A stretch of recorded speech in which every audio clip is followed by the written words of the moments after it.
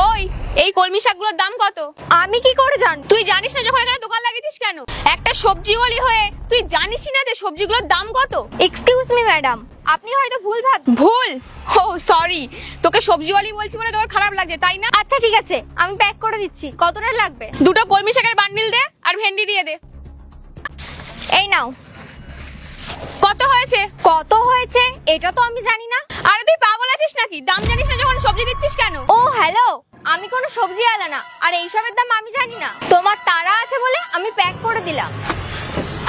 একটু দেরি হয়ে গেল ম্যাডাম, কেউ আসেনি তো?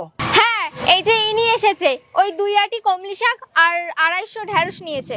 হ্যাঁ, কত হয়েছে এটা? ও ম্যাডাম, দুটো কলমি শাক আর ঢ্যাঁড়স আপনার 70 টাকা হয়েছে। কি?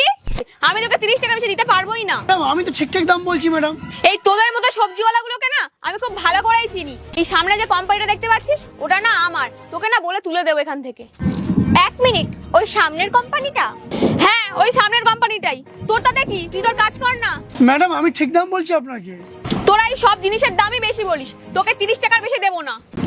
ম্যাডাম ম্যাডাম শুনুন না ম্যাডাম। ও তো আপনার লস করে দিয়ে চলে গেল।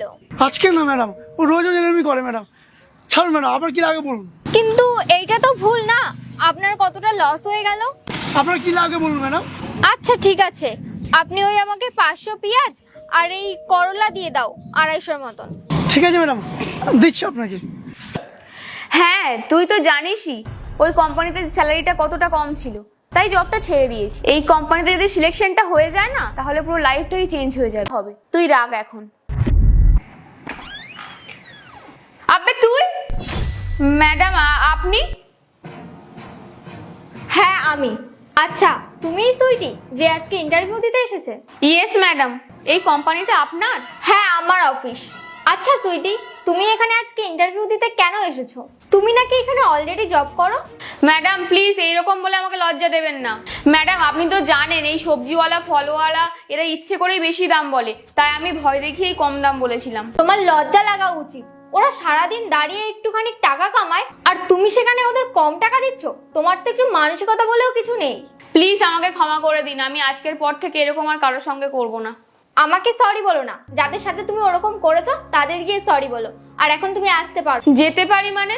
ম্যাডাম আজকে তো আমার ইন্টারভিউ আছে। তোমার কি মনে হয় আমি তোমার ইন্টারভিউ নেব? ইন্টারভিউ তো দূরের কথা, তোমার এখানে বসারও যোগ্যতা নেই। তোমার জায়গায় যদি অন্য কেউ হতো না তাহলে আমি তাকে সিলেকশন করে নিতাম, কিন্তু আমি তোমাকে সিলেকশন করব না, কারণ তোমার কোনো মানসিকতা নেই।